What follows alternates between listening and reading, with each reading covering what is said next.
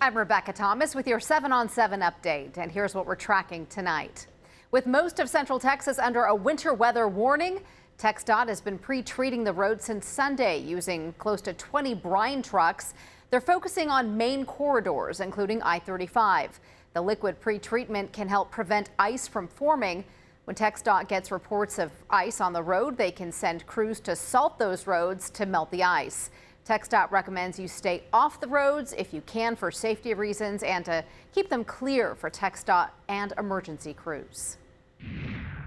About 20 Central Texas school districts have announced schools will be closed tomorrow due to icy weather in the forecast. They include but are not limited to Austin ISD, Round Rock ISD, and Hays CISD. Now, Hays CISD was one of the first districts to make the call early, closing its schools both tomorrow and Wednesday. Other school districts have announced they will wait before deciding if they will be closed on Wednesday. You can find the full list of school closures on our website, fox7austin.com. The last cold snap back in December caused problems with gas service, especially around Cedar Park and Leander. State officials have taken steps in an effort to prevent a repeat of that, but a leading energy expert is worried some people could be left out in the cold. If ice forms, there is a possibility natural gas lines and wind turbines could freeze.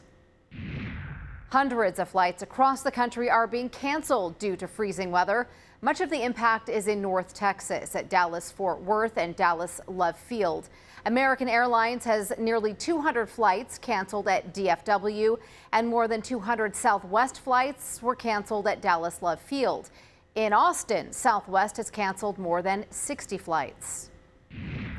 An investigation is underway into a deadly shooting that happened at a hookah lounge in Northwest Austin over the weekend.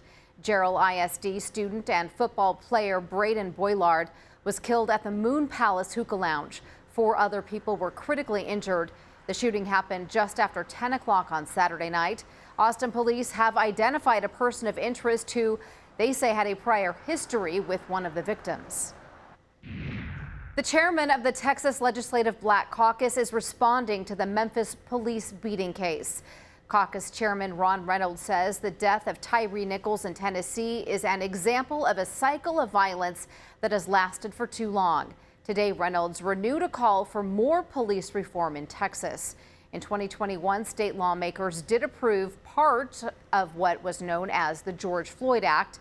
Chokeholds were restricted, and officers are now required to intervene in cases of unreasonable force. But now Reynolds wants the parts of the act that failed to pass in the last session to be reconsidered. More animals have gone missing from the Dallas Zoo. Today, the zoo alerted Dallas police that 2 of their emperor tamarin monkeys were gone. They believe the monkeys' habitat has been intentionally compromised and that the animals were taken. Earlier this month, a clouded leopard escaped its habitat after the fence was intentionally cut, but was later found. And an endangered vulture was found dead under suspicious circumstances. And that is it for the 7 on 7 update. You can watch the full stories on Fox 7 Austin News at 5, 6, 9, and 10 or on our YouTube channel.